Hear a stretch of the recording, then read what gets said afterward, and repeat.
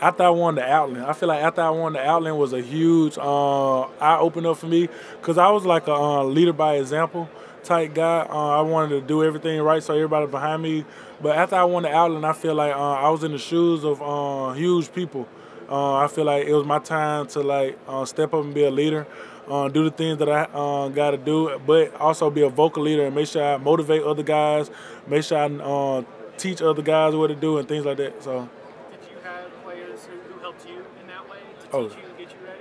Oh, definitely. I had many guys like Deron Payne, Jonathan Allen, Dalvin Thompson, Raekwon Davis helped me because Raekwon started last year and I didn't. So he helped me a lot. Just everybody in general.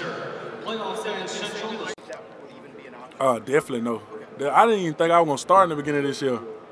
Like, I was just working on coming from defensive end to nose guard. And we got a lot of guys who could have had that position, like Phil Matthews and Stephon Wynn. A lot of guys who had that position. A lot of guys who I had to outwork. A lot of guys who had to, on my own team, who had to push to get that position. So I didn't know anything. I didn't know I was going to win the out. I didn't know I was going to start. So. If you look at your season, I mean, like, oh, that's cool. It's cool. I like it. Nah, it's cool. I really see it. I really like, man, I'm blessed. Like, you know what I'm saying? God put me in a great moment. My parents put me in a great moment, and just believing in Coach Saban, working hard, all my hard work paying off, and just the guys around me without Matt Wilson, without even the offense, like offensive line, I get like the credit to them because I work hard with them. Like they work me hard for to be where I'm at now. Like they never let up. I make sure they you know what I'm saying, they make sure I'm prepared for games. So is that something that you can even wrap your mind around? I feel like it'd be one in the trenches, affecting the quarterback on each side. Like they got a great defensive line and we got a great defensive line. We got a great offensive line. They got a great offensive line. So I feel like the game gonna win in the trenches. Their defensive line affect our quarterback and we gotta affect their quarterback. So I feel like in the offensive line, defensive line gonna win the game. Whoever had the most dominant performance in the trenches gonna win the game. He the GOAT. Ross Piersbaker the GOAT for real, and I go against him every day. And every day we tell it. He may say I'm the best or I know he the best, but going against him helped me out tremendous because he's a veteran. I think he's a fifth-year senior. He been here a long time. He was up on the Ryan Kelly and those guys. So the things he can do on that level is unmatched. Like he can make the one-on-one blocks, he can make the double team blocks. He physical up front, and he can be passive on pass plays, and footwork is amazing. Like he's 100 pounds, so just things like that he brings along to the table that I feel like no center like has on him. He's really smart football. Oh, very smart, man. That was another thing. Like I'm a smart nose tackle, a smart defensive lineman, but a center is the smartest person behind the quarterback on the field. So, but Ross Piersback, I feel like he the smartest person in general because he know where everybody got. He played tackle before, he played guard before, he played center before. So he know everything. He know who's supposed to be blocking who. He know where to be blocking where. He know like different fronts on the defensive line. So that's another thing that he has. He's very smart. What's that like? Oh, it was crazy to me because I was a 3-star. So going to go see like, man, like this such and such from ESPN Top 300 or this, you know what I'm saying? Such and such. Like when I first got here, I seen Bo.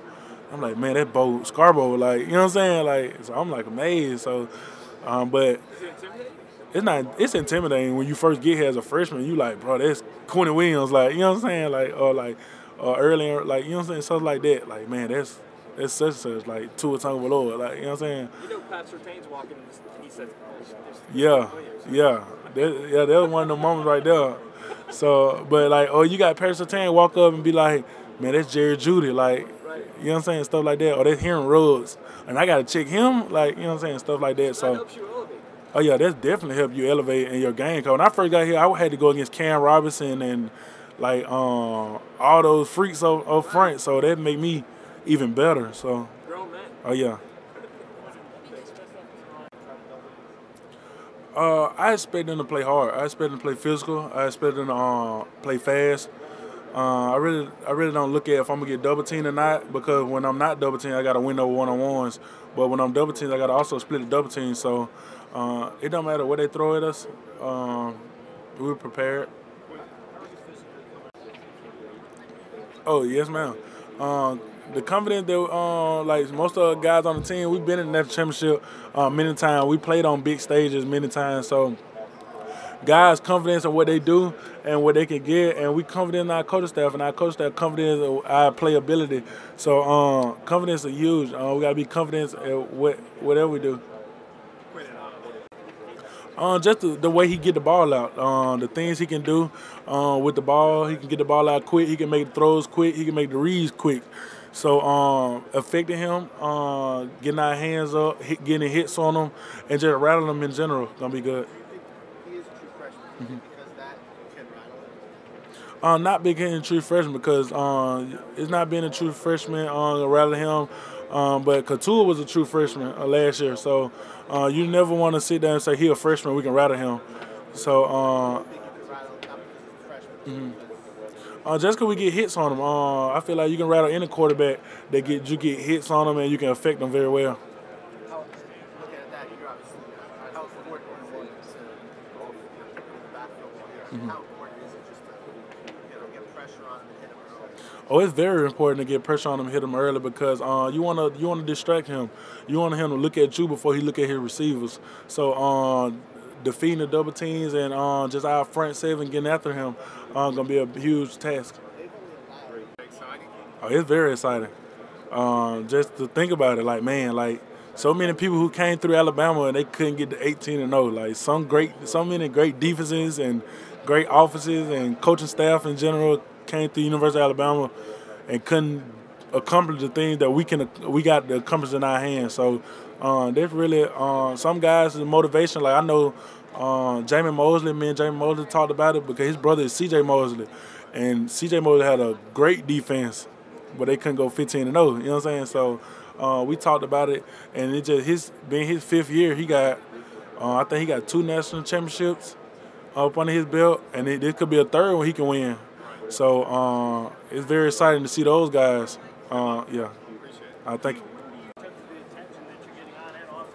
Oh yeah, it's way different than last year. Last year I didn't know I was gonna play last year. I ain't none of that last year. But this year, it's just more.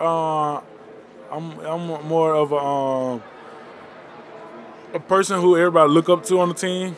I had to set great examples. I feel like I had to do everything right, and I put pressure on myself to do everything right. I feel like if I mess up, I'm like, man, I gotta learn. I gotta get that down perfect, so the guys behind me can't mess up. So that's really the main thing to me this year that I really pay attention to. I see all the accolades and all the things on Twitter and social media, and the people tell me. But the main thing I really want to focus on, or I focused on this whole year, was setting a good example for the guys behind me and the guys next to me.